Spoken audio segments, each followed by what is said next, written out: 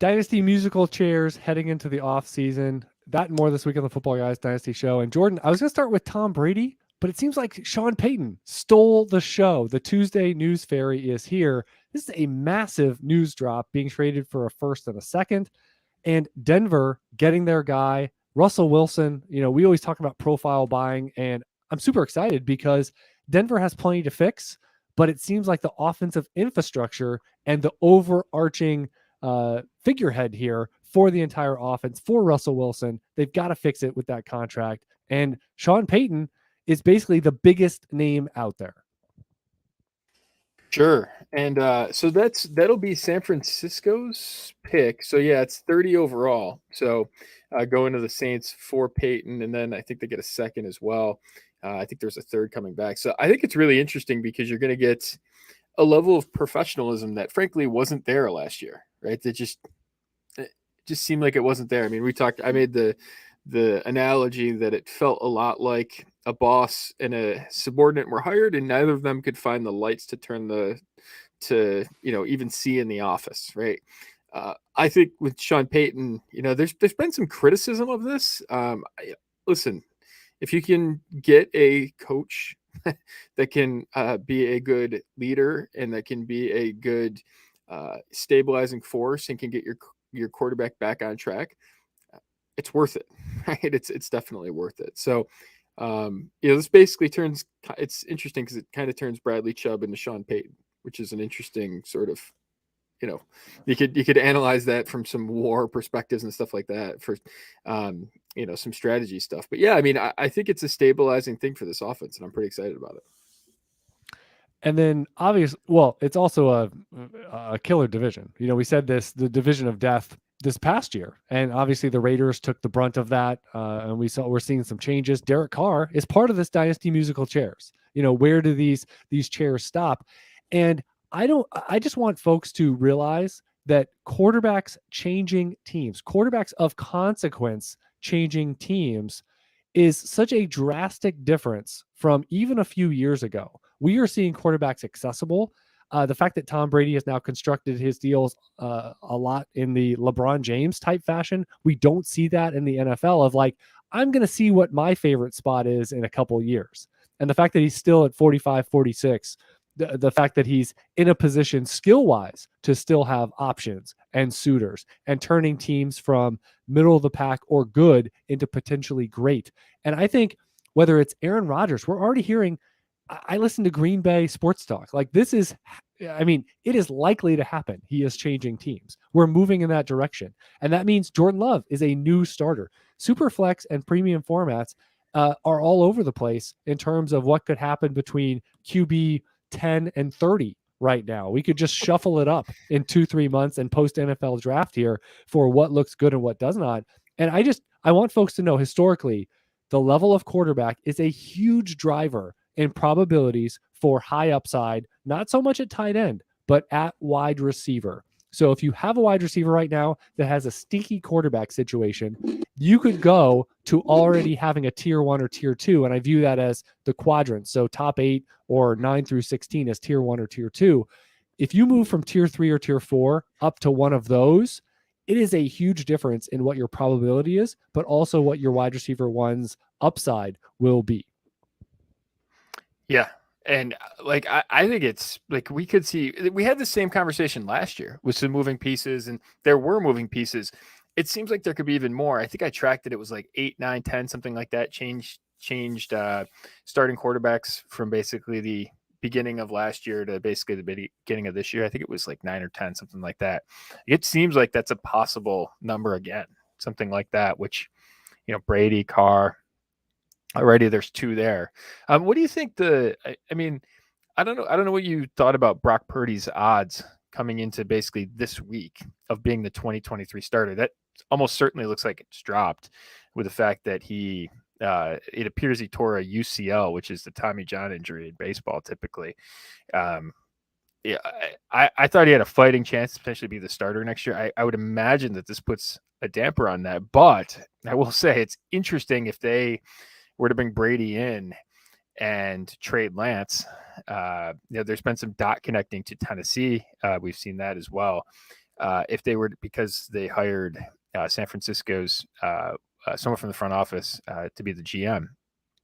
And they have a connection with Lance, obviously, because they would have drafted him and have him on the roster. So that's a connection that's being made. We'll see what happens. But I think it's interesting from if Brady actually lands there, it could actually help Purdy because it clears out the long-term job in a way that like Lance could have won it and took it from him. And then Purdy's there as a backup on a rookie deal. Like you would assume that Brady is probably not going to play out the rest of Purdy's deal. So I find that whole dynamic really interesting. Well, and look at the 49ers. I've been saying, I mean, they're an all-star cast of skill positions. And if you go from Garoppolo or Purdy, or even Trey Lance was probably going to be this version of game manager in terms of volume, and you go to Tom Brady, who's been lapping the league in volume, and not saying that he has to do that with the 49ers, but I bet it opens things up to more of an extent than we saw this year, than more than we generally see. And that could open the world up for someone like, say, Brandon Ayuk. It could open up, as we've been saying, highly efficient George Kittle. It could bring him up to a zone of lapping the league at 29, 30 years old in tight end production, where now he might, if you draft George Kittle at the tight end 3, 4, 5, 6 spot in a startup draft or get that equivalency in a trade early in the offseason, Brady goes there. Where's he going now? I mean, he could challenge for the top spot. You know, it's that much of a contested point with how good George Kittle is on a per target, per opportunity basis. And the other thing I wanted to go through is I always look, and usually do an annual feature on this, where you'll just look at the bottom of the board. Who finished really bad at quarterback as a team this past year? Because there's always extenuating circumstances, but you usually get a lot of change. And if you get a guy going from or a situation going from QB 30 to even QB 18, it's a huge difference on how that opens up the offense, opens up for fantasy. So you got dead last Rams. They're bringing back Matthew Stafford. There's not a lot of variable there. He reiterated, I'm not retiring. Then you have Tennessee. We're already hearing Trey Lance. I mean, Ryan Tannehill, it hasn't worked out. Malik Willis looks on the path of not working out at all, or this whole multi-year developmental path. You don't get that long. Sorry. So you're probably just, going to be lingering around, and who knows how many chances you get even by the end of your rookie contract. Carolina, they're wide open. They're interested. They're going to draft someone in the top 10. It could be any of these situations as well. It's an exploitable division as well. Colts, highly interested. Jets, highly interested. Pickett there with Pittsburgh. New England, I think that maybe is one of the more interesting ones. And then you have Houston, Atlanta. But the point is, the bottom 10, you're just, everyone's kind of looking. I think Matthew Stafford's the one I said where we kind of know what's going to happen. Horrible year, extenuating circumstances all around with injuries, and they're gonna roll it back. But that's the one. Other than that, a lot of potential with skill position weapons. I mean, think of Garrett Wilson. Think of whether it's Drake London getting a big uptick there. Is that someone like DJ Moore? If he actually gets a tangible best quarterback of his career type situation. So there's a lot to be had with wide receiver ones of import here if they go from bad to even average quarterback play. Totally. And honestly, I'm actually going through I'm going to do a series of articles. I at least Carolina I've got in the hopper. Hopefully I'll have the rest of them as well. But just looking at some of the coaching staff changes, I just looked at Carolina and I found it interesting. There's a Simpsons paradox in Carolina. So this is rare to ever see this, but they were actually above average on a per play basis passing the ball. Right? They were an above average yards per attempt team passing the ball, and above average on carries, right? So their carries were actually above average as well. However, they ranked below average in the actual yards per play.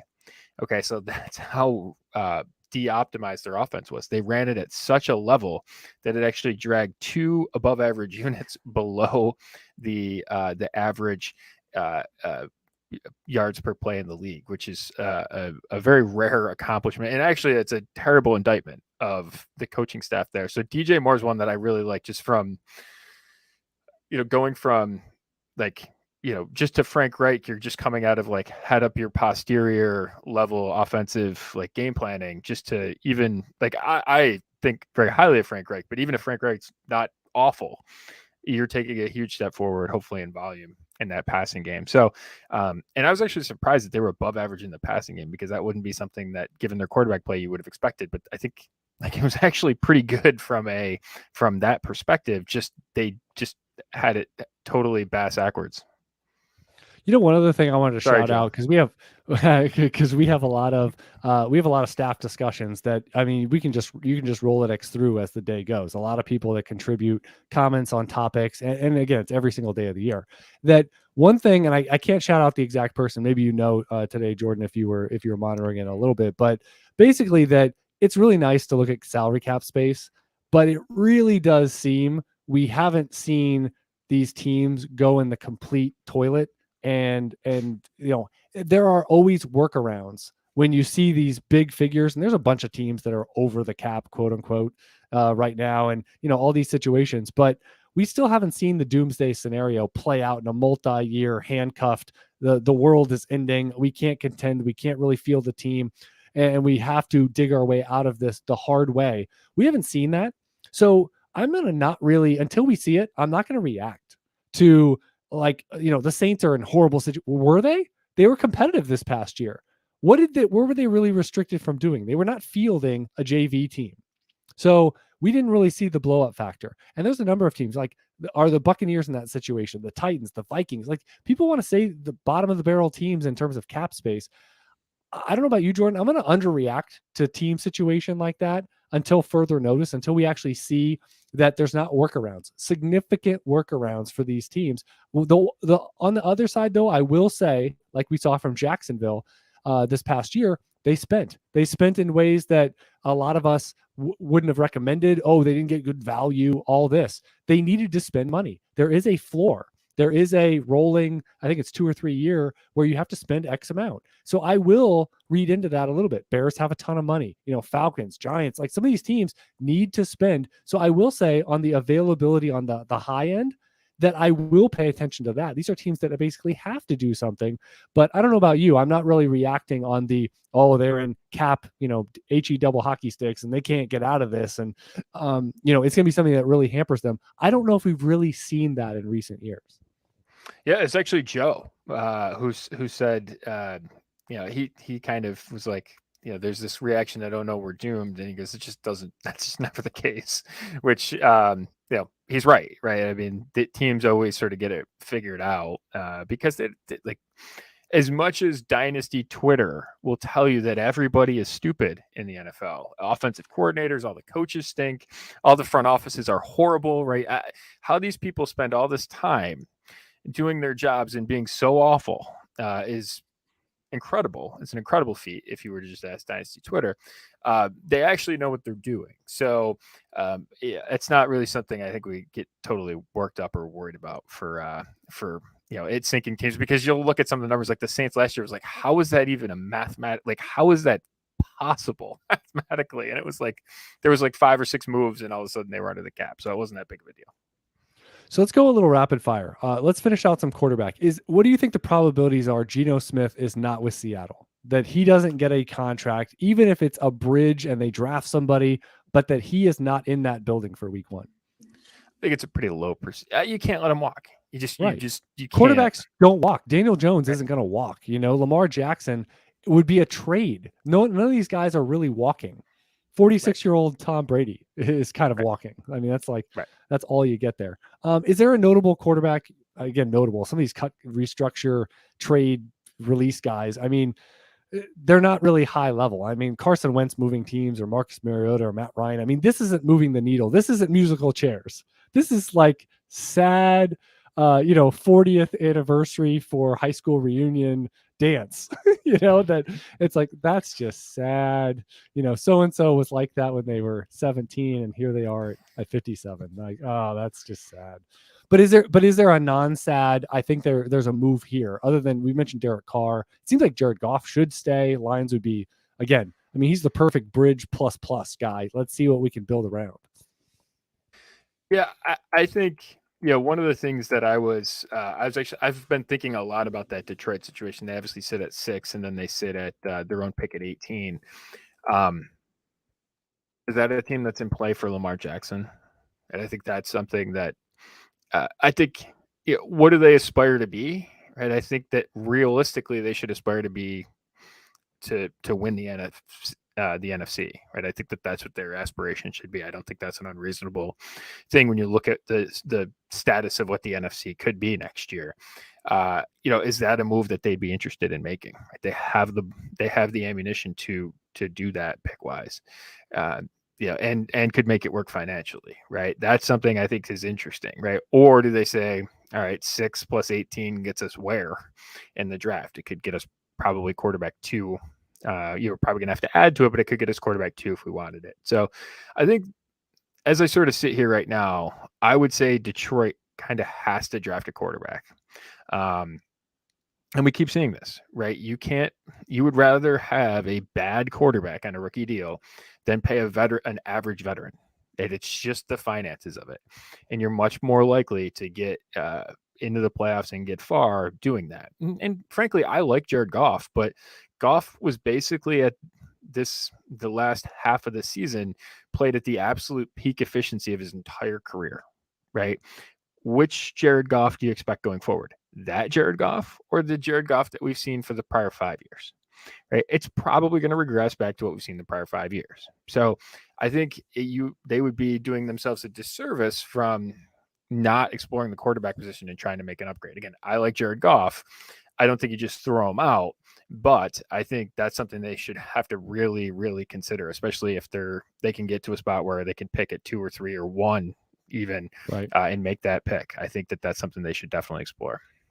Right. And Goff being a part of the package potentially to get up there, or a part of the package, as you mentioned, something in the blockbuster, for Lamar Jackson, that all of a sudden they get a quarterback back and maybe they go to a more traditional offense they haven't seen in years. Do you think at running back there's a big linchpin? Do you think there's a moving piece that we generally don't see them moved? I think that Tony Pollard for Dallas might be tough to keep if you just start looking at brass tacks, and they're already starting to mock Bijan Robinson there in the late first. But again, that's a lot of stuff. But is there a realistic? Is it Josh Jacobs? I mean, Saquon Barkley, all the tea leaves are they will work it out. I mean, big players generally don't move. So we're looking at maybe the secondary market of maybe restructures or cuts, but there's so many big names. And again, I rewind to a year ago. I think they all pretty much got back with their. Let me make sure I get it right here. The only guy that I had, and again, I was overrating this guy in retrospect, but Ronald Jones was the only one that changed teams. And he got a low level go and not even be the starter, not even, now that we know he wasn't even the number 2 guy there in Kansas City with the changing of teams. But Leonard Fournette, Melvin Gordon, James Conner, Cordero Patterson, Rashad Penny, all who I had in tier 1 of free agency last year, they all stayed with their same teams. So everyone is going to get excited. Oh, Josh Jacobs on the move, Barkley's on the move. All these guys that just know the probabilities are they're back. They're not on the move. So is there anyone though that you think realistically changes the game, changes 2 depth charts with a departure and arrival with actually moving teams?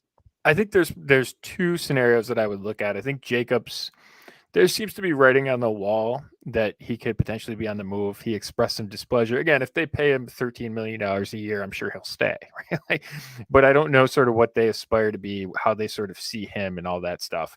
I think he's a possible guy that departs. The other one the sort of bigger name that I would look at is Dalvin Cook. His contract sets up where, if they decide to sort of, they have a decision to make on Kirk Cousins too. We haven't talked about Kirk Cousins as a guy that could potentially be moved. He's going to be in the final year of his contract. I believe he has a no trade clause, or he would have to agree. I'm pretty sure he would have to agree to it, to a trade, but they're going to have to make a decision on him because his cap hit's like $45 million plus this year. Like, it's a very high number. So they're going to have to either extend him or move on. If they decide to move on from him in some sort of trade or a trade extension, something like that, do they sort of say, all right, we're going to just take our medicine now. We're going to get we're going to sort of eat the Cook dead money now and start getting that process moving towards a little bit of a rebuild. I could see something like that. I think Dalvin Cook's contract sort of sets up in that way.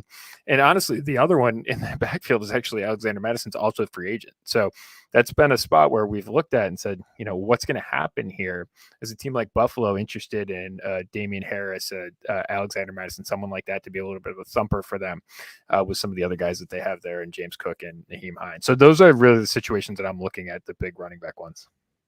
Yeah, I also would point out, I think there's an interesting parallel here in Green Bay with quarterback depth chart as well as running back, because you have a situation where the bell is tolling in terms of Aaron Rodgers reaching a point where you say you have not benefited from Jordan Love, and you're running out of time to benefit.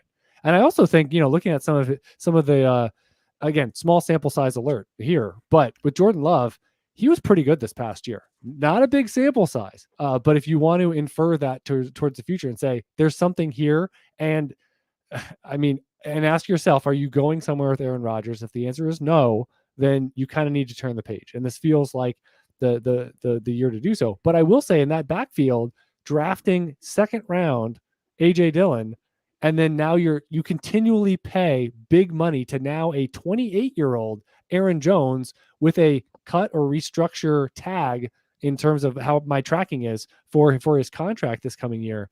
That's another one that, what are you waiting for? Because, you draft Alexander Madison, for example, and now he could be leaving with Dalvin Cook staying or leaving as well.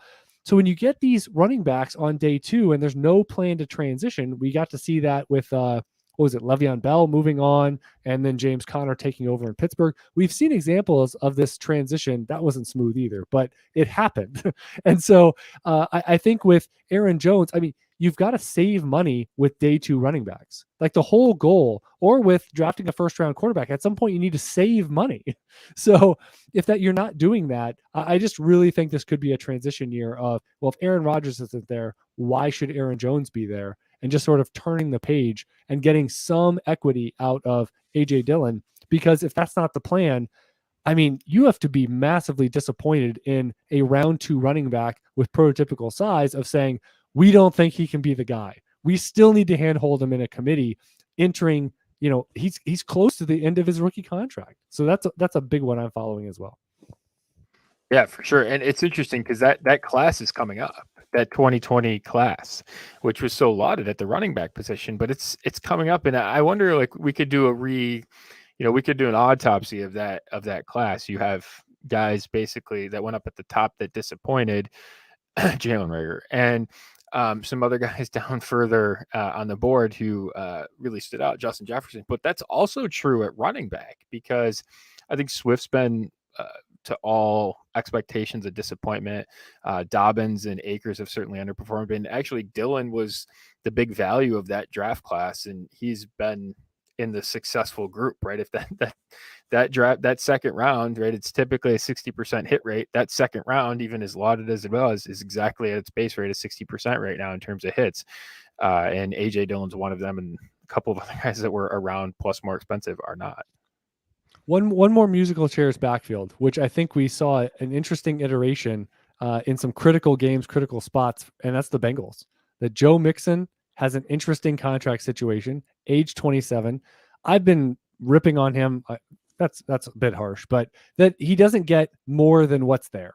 He really hasn't been a big break a tackle guy. He hasn't been a big play guy. If he gets an open field, it doesn't turn into a house call like Jonathan Taylor or some of these other players that are game breakers. He's not that type of player. And then in these critical spots, you get Samaje Perine in there, that they clearly like Samaje Perine, the bounce back rehabilitation track guy that was basically almost out of the league and a flame out with Washington. So Perine's a free agent, and then you have Joe Mixon potentially could be someone that they move on from as well. Do they bring back Perine, let Mixon go? Is Mixon back? Perine's gone. Are we looking at a number 2 spot that's really interesting to us? So, or are both of them gone? They clean slate and say, we need to do something else. That was great for what we had, but the Bengals are a team now that didn't get where they want to go. And when that happens, heads are going to roll in some capacity. Something has to change. Most teams don't just roll it back. So they don't have a lot of moving pieces, but tight end could be one. Tyler Boyd's a free, a potential cut or restructure candidate. And then you have the 2 running backs there. So, and they don't really have, a Madison or someone in-house where you go, oh, they've been grooming him. Chris Evans really hasn't looked like they've given him a lot of chances in these little micro spots to really be that guy, or Travion Williams or something like that. So the Bengals to me are a backfield where 3 or 4 different things could occur. It wouldn't surprise me at all. And the other thing you have to consider with them too is like the bill's coming due on this, right? The bill is coming due on the Burrow contract, right? He's up. They just talked about it. Actually, Zach Taylor talked about it today, as recently as today, about his contract and the fact that they need to get working on that. That should be no shock to anybody. But you're also going to be in the near term here. T. Higgins is going to be looking for a contract extension, as well as Jamar Chase is going to be looking for a contract extension here over the next couple of years. And all of a sudden, you're going to have to start paying guys. Those 3 contracts are almost certainly not going to work. And no. T. Higgins is going to be a free agent after this year. I'm curious to see how those decisions are made. It would be almost impossible to pay a quarterback and 2 wide receivers $100 million and field a competitive rusty roster. So because Burrow and Chase are probably going to be 80 plus, 85 plus. It's going to be a significant number. Yeah. Yeah. And I think that means T. Higgins is probably going to get traded.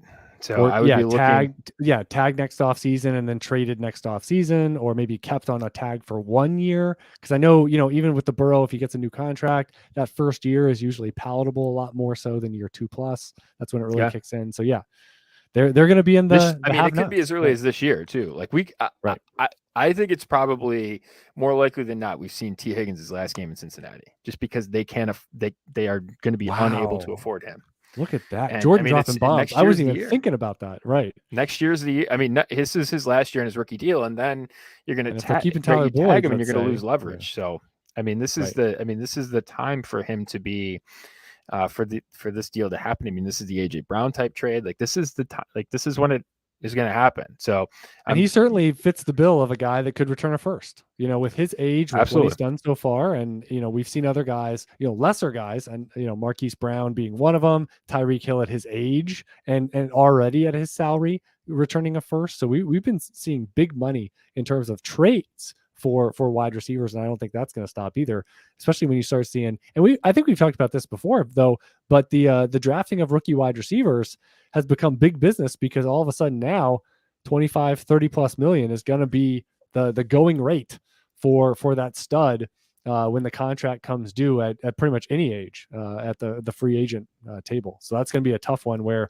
first round pick becomes a lot more palatable if you get it even partially right.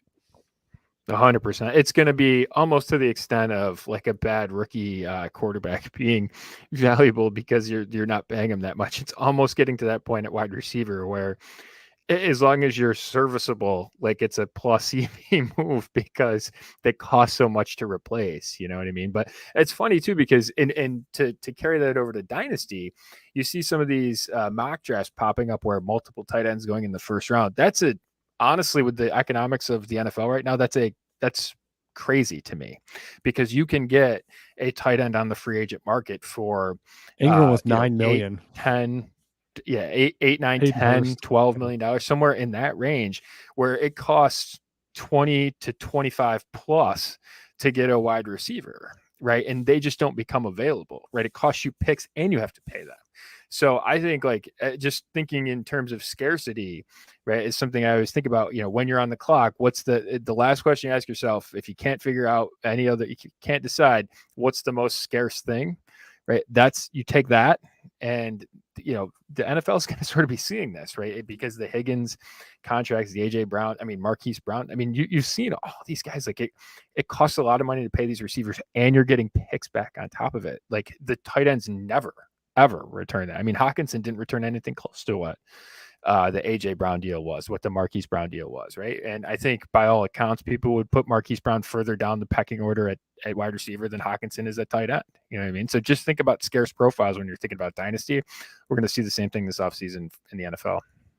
Yeah, and this is a really weak wide receiver free agent class. It really weak. I mean, you're talking Jacoby Myers, Juju Smith-Schuster, and then you're looking already at potential restructures, and that's what makes, like you said, a T. Higgins that might be really attractive in the trade market. Someone's willing to give a first and a third, or something of that ilk, where whether or not they reset the clock and pick a wide receiver with one of those selections, but just that another team is easily willing to pay that, because who are they going out and signing?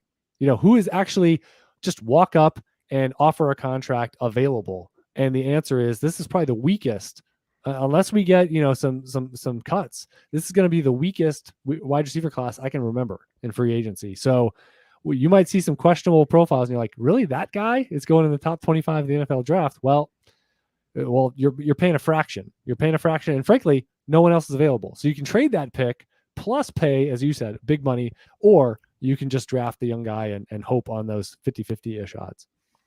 It's too bad the Bears don't have an early second round pick sitting at 33 to trade in a package for T. Higgins. Sure, it'll all work out. I'm sure Chase Claypool is going to be terrific. He's on that path. I'm seeing, the Bears. Oh my God. Yeah, that was one. Didn't look good the day they made it, and it hasn't looked any better since. Nope. All right, Jeff Parsons, Jordan McNamara, episode 139 of the Football Guys Dynasty Show. Want to remind you about all the content that's in the works. We were just talking about all the Dynasty content coming out this off season. It's going to be NFL draft season. We've got the All-Star games starting up with the Shrine game, a Senior Bowl this week, and that really kicks off the whole process. Combine is going to be here before we know it. We've already been mentioning all the storylines involving free agency, trades, potential restructures, and cuts. You want to be a part of all that content. It's a 12-month membership rolling. Doesn't matter what day of the year you sign up. Give us credit over there at Football Guys by going to footballguys.com/dynasty winners that you came from the Dynasty Show. Let's talk about some Dynasty trades. Got some fun ones this week. And I want to start off with a big boy, because we're going to talk about 3 trades all together. And I wanted to ask your opinion about fixing or going after a position. So this is a 14-team Superflex. High stakes at the quarterback position. And this is a team that was looking to change their depth chart in a massive way through trading. Now, 2 of them were relatively small deals compared to 1. So here are the 3 deals. We can discuss them together. We can discuss just the stakes involved of making this many deals at the same position. So they started out, they traded 314, so 42 overall there for Jacoby Brissett. Then big boy deal. Yep. Go ahead. Okay. Sorry. So big boy deal, they traded 101 for Kyler Murray. And then finally, and this was before this final game, this was trading a 24 first for Brock Purdy. And just for transparency, the team does have Trey Lance as well. And again, it was before the injury and this final playoff game to end the 49ers season. So let's take them bit by bit. I think the best trade of this is the Brissett deal for 314, because I think there's a reasonable chance, based off of his production this year, which was frankly pretty good, that when you look at all them, we didn't even talk about him in the musical chair section. There's a chance that he lands a day 1 starting job someplace, just because. And at worst, he's one of the best backups in the league. He's in that mold for the next few years. Yeah, absolutely. So I like that deal. Kyler Murray for 101. I think you need to be. I don't hate the idea. I think it's probably the fair price for a top 10 quarterback, especially in a premium format like this. My question would have been to the person before they pressed yes, would have been, did you shop it to other people? Right? Was this included in a Mahomes deal? Was this included in a Josh Allen deal? Was this included in a Herbert deal? Right? And if you were willing to trade your 2024 first, did you package the 2 of them to get Allen, Mahomes, a deal like that? Did you make that type of offer? That would be the question that I would ask. The other thing is, how much does this solve for you? And the problem that I have with the total construct of this deal is, how much of a problem did this solve for you in 2023, considering Kyler's going to be hurt? He's probably going to miss the beginning of the season. And even if he comes back, I don't know, week 5, is he going to be 100%? Are you going to get that full Kyler impact to sort of get you late in the draft, right? Because you're also trading away your first round pick for Brock Purdy, which I think is the worst part of this deal by a long shot. Brock Purdy's not a top 30 asset in Dynasty. He's not a top 50 asset in this format. And right, this is, you make this deal and like you pay the price for it when he gets hurt, when something doesn't go exactly right. Mr. Irrelevant becomes very, that's a very turbulent ride for Mr. Irrelevant when you're paying a future first for him. Do not speculate with future assets. I feel like that's what happened in this deal with that aspect of it. I thought the other two aspects of it, certainly Brissett's good, Kyler justifiable. I don't like the Purdy aspect of this at all. Yeah, I think learning lessons or takeaways from this, just in a global sense, in the Brissett deal, I love trading, especially when you get beyond 12 teams. People see third rounder. Well, it's 42 overall, and that's pretty deep. We're looking even at a running back. I mean, you're talking like a late day 3 guy, a dart throw. If you had 2 tight end, you're still looking at a day 3 guy. I mean, the probabilities are not good. And I love collecting profiles that and this is going to be air quotes, within the relative scope of the quarterback position, the hardest position on the planet to play. And there's really not 32 that have jobs on an annual basis. And we go through 50 plus of them annually. Profiles I can trust. And Jacoby Brissett within that prism is a profile I can trust. Andy Dalton's of the world, the Gardner Minshew. He's like my poster child for this. Guys that I know can play. Case Keenum is like, within that prism of guys that can play. I'm interested in where these guys go. Baker Mayfield is kind of eroding to that point. Didn't look, some of these guys don't look great if it's like your NFL team brings them in. You're our week 1 plan. We're going to go to the playoffs with this guy, and they put their arm around him. That's not a great feeling. But if you tell me that they're a backup and it's an interesting, murky, that starter, how do we feel about this? Or maybe it's a rookie, and you just say, they could end up getting a cross section of a season, or who knows what happens in the future. Like you said, there's outs for Brissett. I love paying late picks to just collect profiles like this. That's one of my favorite. Like, it's best when they get dropped and you pick guys like this up when there's a testy moment, or it's just a backup and they drop them in week 4. Now in 14 team Superflex, that probably isn't going to happen very often. So you throw a late pick like this. That's my favorite thing. Get these type of guys as your QB4. 5, 6, whatever makes sense roster construction wise. So that's my favorite thing. The other thing I'll say this seems like the wrong time to make a Kyler Murray trade. You need to let this simmer and let it ferment and stink, because week 1, when he's not playing, I doubt it costs more. 101, you sit on this thing. Bijan Robinson's going to go, whether or not you want a quarterback at 101, it's immaterial. Bijan Robinson is going to make this pick worthwhile for somebody. And like you just said, go big, add to it and get a stud. And 101 is valuable, whether or not you think it should be in this format, a running back, or you trust a rookie quarterback. I don't care. It's that it's 101, and Bijan Robinson, a startup right now, if you did a draft of individual players, he's going to go highly. And so just imagine, though, if he goes first round and he goes to an appealing situation, viewed as appealing, he's going to be as high as guys like Zeke in the past, or maybe Barkley, or just he has that kind of pull, that gravitational power. So just, you got to get, I'm not a big Kyler fan, so I know I'm coming from that prism, and you've heard that from me before, but you got to do better. Even if you're a fan of Kyler Murray, this year could be a wash for him. Yeah. So you're buying a declining guy with an escalating thing. That makes no sense. Even if you get this right, it's bad process. Mm-hmm. You can't do it. So you got to get something that, I mean, how about you try to get Justin Herbert, who, it's a declining situation. Maybe Kellen Moore brings it up a little bit, but my point is he's coming off a down year. You might be able to get Dak Prescott plus. You might be able to get Dak Prescott and that team's first round pick, 107 or whatever. Don't put that out of the realm of possibilities. And you can also sharpshoot, like Jordan said, for some of the high up guys with a 101 plus. But did you do all those things? You just go, I'll take Kyler Murray. What's the quote unquote best quarterback I can get for 101 straight up?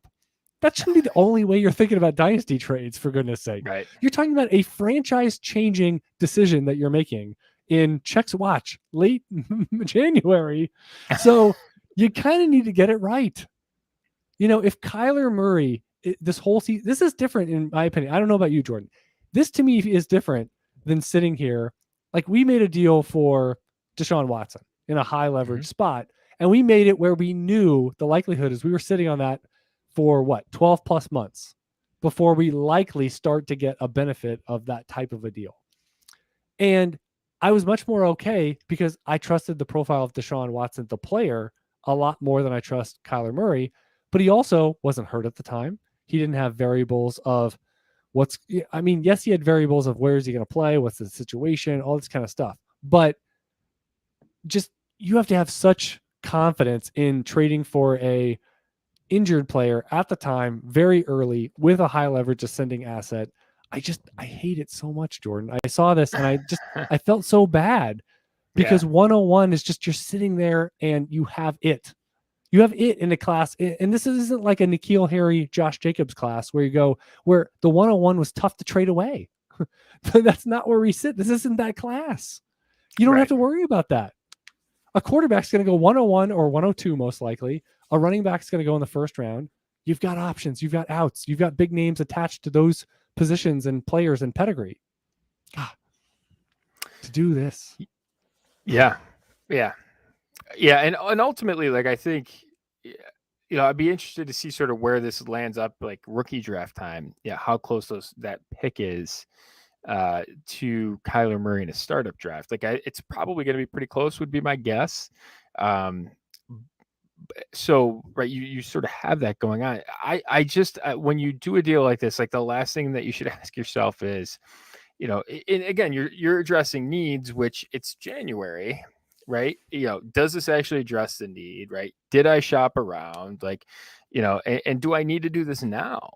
Right? Like those things are all critical sort of, before you click the button, have I done enough? Right? Because this is time well spent. And this is time that you can really spend on an elite asset. Have I done enough? I feel like the answer to that, if you're truly looking in the mirror, is probably not.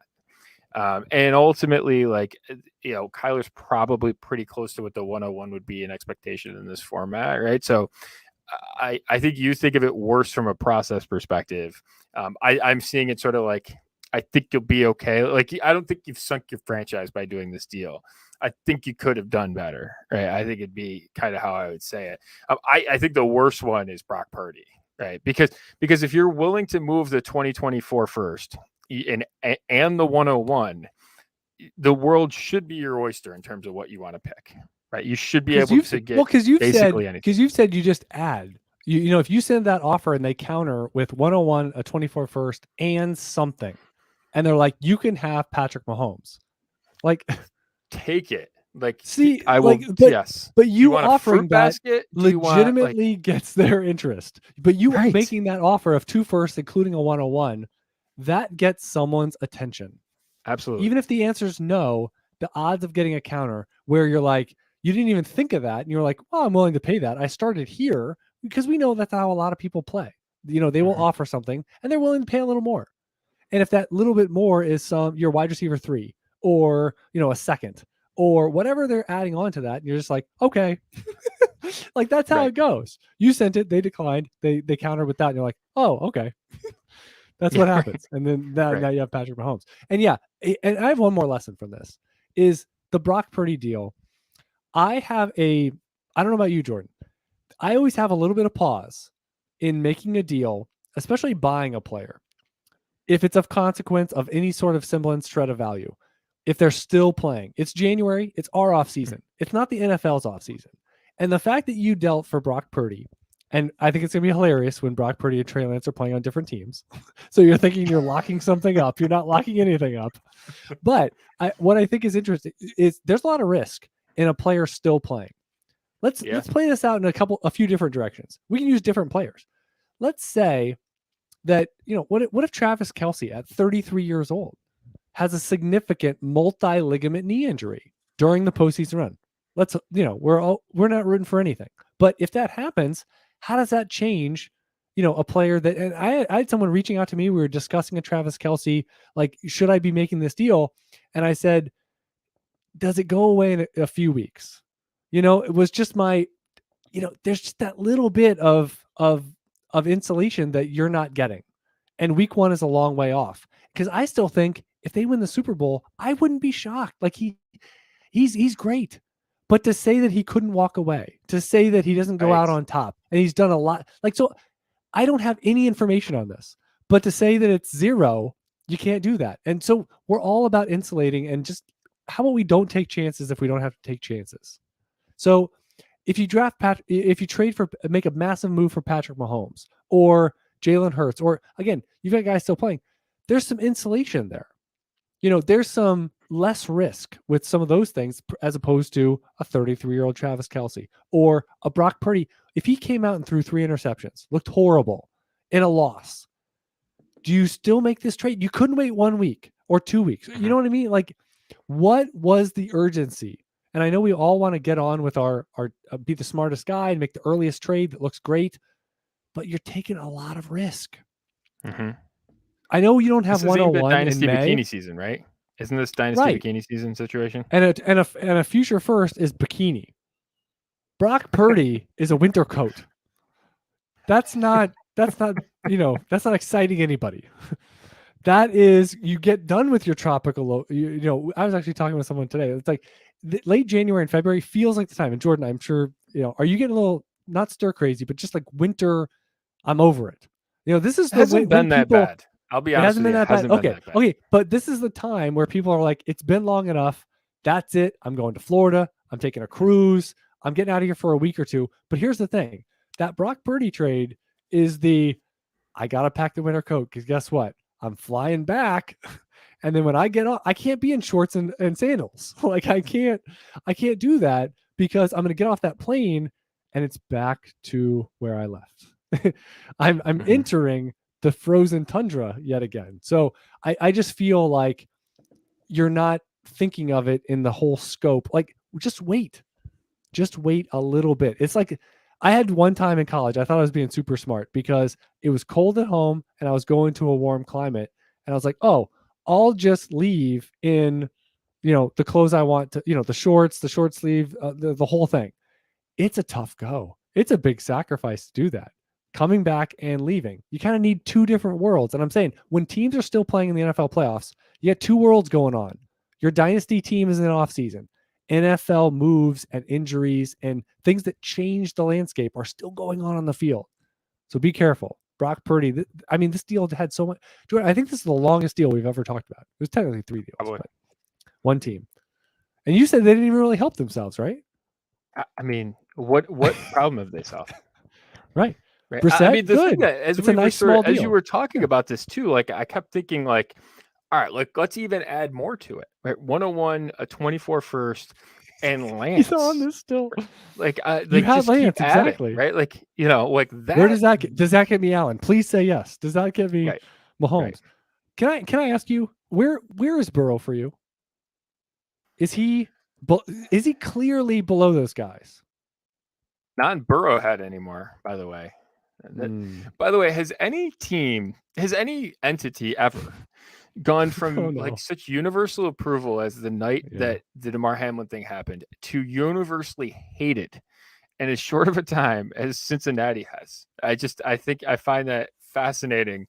It's just but here's the thing, like, Burrow's great, but now becomes the time where, right, the problem with a quarterback on a second deal, a problem with a veteran quarterback on a veteran deal, is that now you have to, what you're paying them to do is to elevate them above the situation because they can't afford the help, right? You're paying them. If you have one stud, like they have Kelce, and again, he plays the position you already outlined. Tight end's a different animal than wide receiver. They couldn't afford. So you're seeing Patrick Mahomes with no Tyreek Hill, and he's surviving and thriving.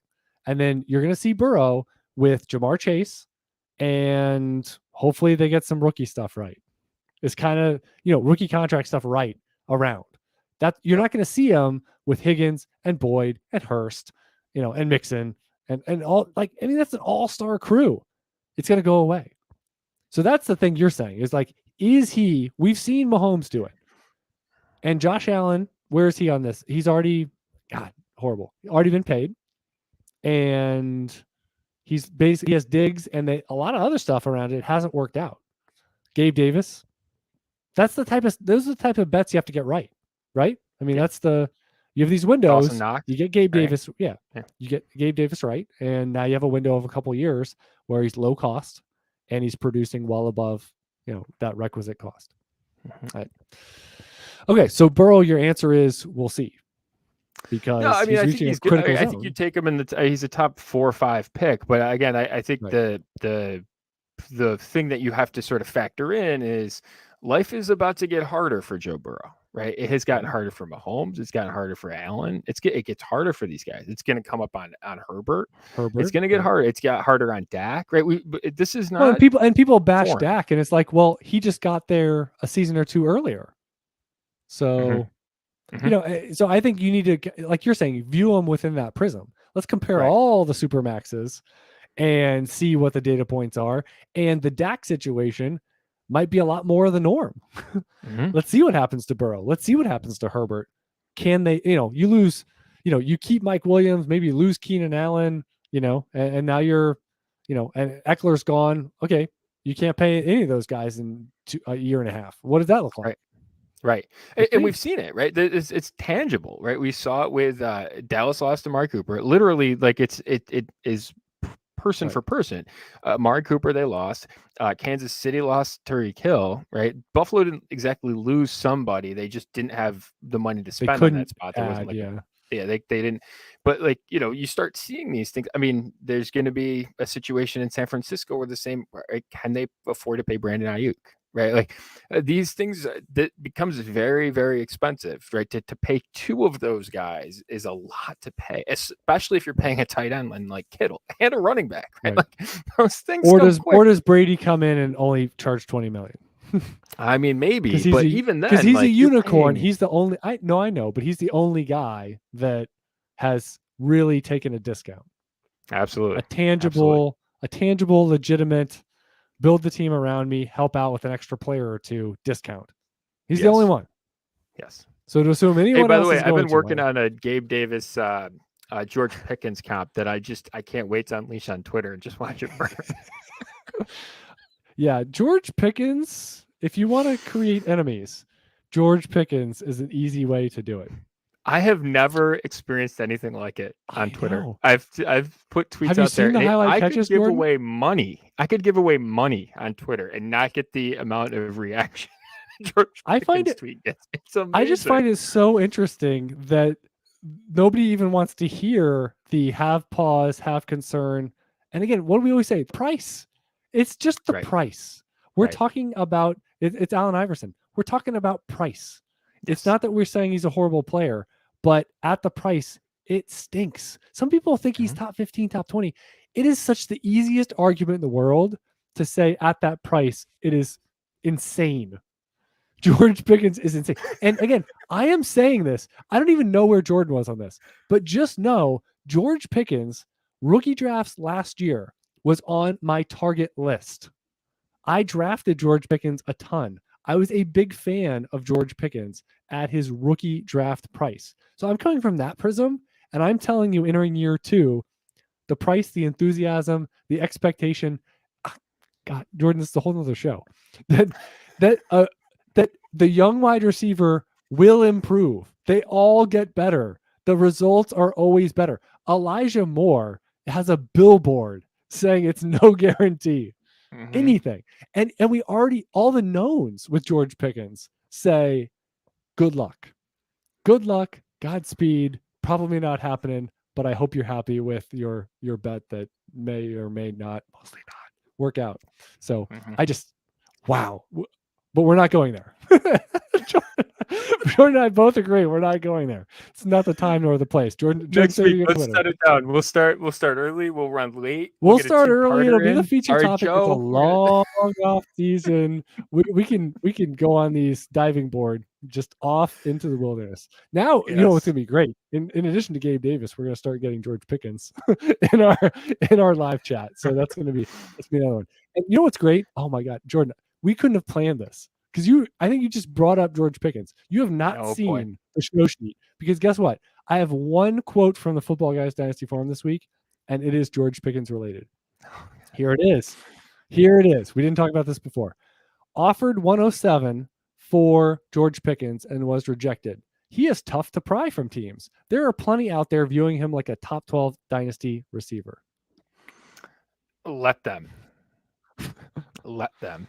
So I'm working on a metric. It's called the targets per open route rate, which is actually looking at because the applause of George Pickens is that he's a good contested catch guy. The problem with that is it's like it should be 25% of a receiver's game. It's 33% of his, which already is a problem. But what you actually see is the reason why it's such a problem is because he doesn't garner targets at a high rate on his other stuff. Right. And he's a bottom 5 percentile guy in terms of what I call open targets, which is basically when you're not throwing a contested target, right? An open route, which is when you're not throwing a contested target. He's a trust fall. He's a quarterback trust fall. He's a good wide. He's a good fourth weapon for an offense. But no, here's the thing I was looking at. Like I was trying to find someone of like, oh, well, what if he develops into this guy? And my first thought that I went into looking at some stuff was T. Higgins. And then I was like, I can't say that. I can't squint and do that. I was like, T. Higgins is just superior. And I was like, so here's the problem. You need a quarterback that has such devout trust that he is going to come down with it, that they're going to throw it to him like that over and over and over again. And here's the problem. It's going to lead to games. He's like the anti-Amon-Ra St. Brown. It's going to lead to games that are 3 for 100. Hopefully he scores it. Like this is a best case. He's going to have games of like 3 for 100. Hopefully one of those was a touchdown, or 2 for 50, or 4 for 86. I just outlined a lot of games that in PPR, they aren't that great. They aren't that great. You know what's great? 9 for 90. Getting wide open where Jared Goff is like, yeah, I'm just going to do this. Easy button. Easy. Over and over again. You know what's a hard button? 50-50 balls, throwing it up. Hopefully the safety went the other way. Hopefully I looked them off enough, and I trust you to come down with it 70% of the time and over and over again. Like I've been looking at like contested catch, conversion and stuff. It's really not sticky. Like, no, it's not. It is. It's a fingertip here and there. Yeah, year over year, that is not a sustainable thing. A guy being utilized in the slot, a guy doing some work after the catch. All these things, ADOT, for example. How are you being used? A lot more sticky than trying to, someone that had a really great contested catch year. Probably Mike Evans. He's probably the one guy where it's almost like the Nick Chubb, Derrick Henry rule, where it's like you want to be optimized. You need the targets. You need the goal line. And those are the only two guys I've really come up with that's like, no, they kind of don't. They're okay. They're so good. It's okay if they don't. They score from distance. You can give them 2 targets. They will be fine. And wide receiver, guess what? Mike Evans is probably one of the, I'm just riffing because I just saw that he's been pretty good. So George Pickens is that trust fall guy is really Pickett going to gravitationally pull towards that guy over and over and over again. And Deontay Johnson is just open. Like, why would you do it? Seattle-ish. It feels very very Tyler Lockett is to Deontay Johnson as DK Metcalf is to Pickens, right? And actually, I think it's disrespectful to say that though, because I mean DK Metcalf is I agree with you. Version, but I agree with you. Similar in the best case, that's what he is, but that hasn't been to the level of which other people think. By the way, I have to check in with you on something. I just want to. It doesn't have to be that long. Maybe it's next week's topic. But in your metric brain, is the idea that Chris Olave and Drake London over Garrett Wilson? Where do you sort of sit on that statement? That's a great question. Are they close to you? Is it heresy to say that you would take Drake London and Chris Olave over Garrett Wilson after what happened this year? Is it heresy to do that? I'll just say I have all 3 guys in a 4-spot zone of rankings. So they are all razor thin. They're all in the same tier. By the way, there should be tiers in rankings. And I would say that And I have them ordered, to be fair, by their finish this year. Like and that's not the deciding factor, but just for the record, I mean, in how I'm tracking it, Olave was tops of that trio, and you had Garrett Wilson next, and you have London farther behind. They all have good pedigree, and I don't think any of them you can say that they have some dominant quarterback situation as we now know it. So they're all really close for me. I still have that. You got to show me more. I think by the letter of the law number, they have an argument to be higher in my rankings. None of them are in the top 10. They're more in the 11, 12 to 15, 16 kind of range. So I think I'm generally underselling them because none of them have been overhit so far. I think they all have enough risk where a lot of the talk about Chris Olave was, he's not a number one guy. And to be fair, he was not a dominant, overt, just tilt the world talent. He wasn't Odell Beckham coming in, with what he did right away. So to pretend like they're not going to go over the top of him, or get an alpha in some capacity in the next couple of years, and that he's going to be the guy. Garrett Wilson, that he's got big quarterback questions. Aaron Rodgers would solve that to some degree. I mean, Drake London needs a quarterback. So I just think there's a lot of push-pull there. So I don't think it should be a blowout in any singular direction with any of those three as just an overarching landscape answer, I guess. Okay, that's fair. I was told that I was insane. So I just wanted to make sure that I'm good. For saying that? For having London and Olave over Wilson. And there's really two metrics that I would point to that. Sure. Olave was basically more than a yard per route run, more than a half yard per route run better, which is a huge difference. Olave's rookie. Olave's top 1% all time, and the same as targets per route run. Drake London's actually the 100th percentile in terms of targets per route run of any player.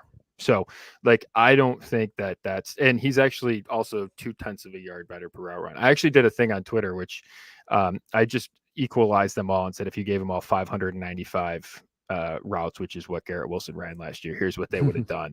And I'm not even, that wasn't even meant as a disrespect to Wilson. I just think as a process point, if you just take and equalize out people's opportunity and just sort of on a volume basis to get an idea of what it is, it gives you a different context to look at it. And you just watched Olave and London basically just jump over Garrett Wilson. So Garrett Wilson was good, but he also was good on really favorable volume, which was not true for the other two guys. Yeah. I also think the interesting thing here is people assume, and I said it once earlier in the show, but people assume that young wide receivers are always going to get better. And with those three guys, having in my tracking, wide receiver 28, 31, and 46, respectively, for year ones, that none of them in my modeling is a lock to have a top 36 season going forward. A lock, meaning it's going to happen 100%, and there are players, I'm looking here, maybe about 10 to 12 in the NFL that have 100%. Now it's still not, an injury, career altering, whatever. But the point is, they're not locks to improve this next year. They're not locks to have a top 24 season, even though signs are pointing in that direction, and they all have good odds, comparatively good odds to maybe get into the top 15 or top 12 for a season. So, but they're not locks. And when they all have quarterback questions, here's the thing. I mean, none of them have a Herbert, a Mahomes, an Allen. I mean, that would make you sleep well at night. They don't have that. Right. So, because guess what? They're cost controlled. We just went over, you get a supermax quarterback paired with one of these guys. They're not, trading a first rounder for a $25 million true alpha wide receiver. They're not making that move. So there's actually more insulation in the rookie that looks good. And we got to build around this cheap guy for 3 years. So none of them have that situation. Now, the interesting part, Jordan, is the person that called you out. The roundabout way of them being right is, let's say Saints are in the quarterback woods, whatever, Atlanta, and then the Jets bring in Aaron Rodgers. And Garrett Wilson's his guy. And he produces in a top 10 level this next year. That's a tough thing to again, that's not process versus that's you lucked out. You lucked out that they were the team that they were able to trade for a strong quarterback and the pairing worked out, because that could happen for any of these quarterbacks. I mean, any of these wide receivers. If they get that pairing and they are the number one, that's of these three, that's probably going to be the answer. Right. The funny part is someone was like, well, you have all these things that could go wrong for Drake London. And I said, well, that's true, but I also have a 12% head start on Garrett Wilson, right? Like there's a lot of things that could erode Garrett Wilson too. It's not just, that Drake London is all of a sudden, subject to some forces that no one else is, right? I think it's funny. But just when you look like, I actually think of the Amon-Ra St. Brown sort of love affair range of the position, the Jordan Love affair range of the position. London is the next guy that's probably going to fit in that, and just the early metrics on him are absurd. Right. Yep. And you know what? Even he pleases me on every front, because that was the exact profile of guy I was looking for, back in the Mike Evans days, of, you love to find a 6'4", 6'5" guy, that has pedigree and looks the part, and kind of looks like Mike Evans a little bit. And we're seeing, I was just going through, final thing here. I was just going through some, Senior Bowl, All-Star game, measurements and all this stuff. And first of all, everyone's lying about their height. I don't like, there's you can't, like, but it's just, I can't believe, were you expecting it to grow 2 inches? Like, were you hoping to grow into that list? Because weight is easy to fluctuate by 5-10 pounds, especially for these guys with how they train or how they drink water or whatever. But like, how do you list at 6'1" this whole time? And then you're like 5'10" and a half. How do you live with yourself? How do you look in the mirror? Exactly. This is not a dating profile. Like, this is not, only date guys over 6 foot. Well, I'm 6'1". Okay. This is like literally someone's going to use it as a job interview. It's going to come out at some point. Why not your junior year? 22-year-old growth spurt, Jordan. What are we doing? Anyway, plant fertilizer. But Drake London is the type of profile that I was chasing 10 years ago.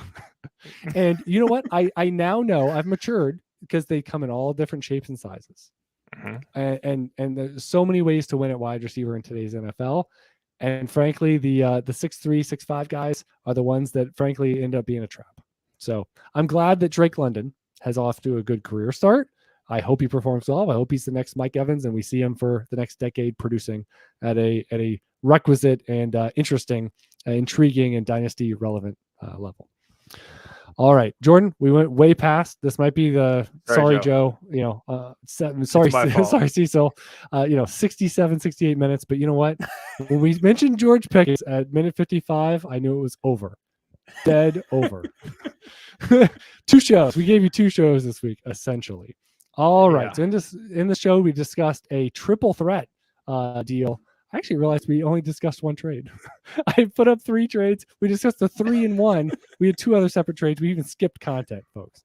All right. So we discussed about team building. We discussed how to do it, how not to do it at the quarterback position when stakes are overtly high, 14-team superflex. Talked a lot about free agency, potential cut players, restructures. Jordan brought up T. Higgins. Now I'm intrigued by T. Higgins potentially being on the move this offseason. Can't wait for that. And Joe Burrow to meet the reality that is Patrick Mahomes of life trying to make do, as opposed to an all-star lineup around you. All right, so that's going to do it. I'm Chad Parsons. He is Jordan McNamara. Until next time, good luck in your dynasty leagues.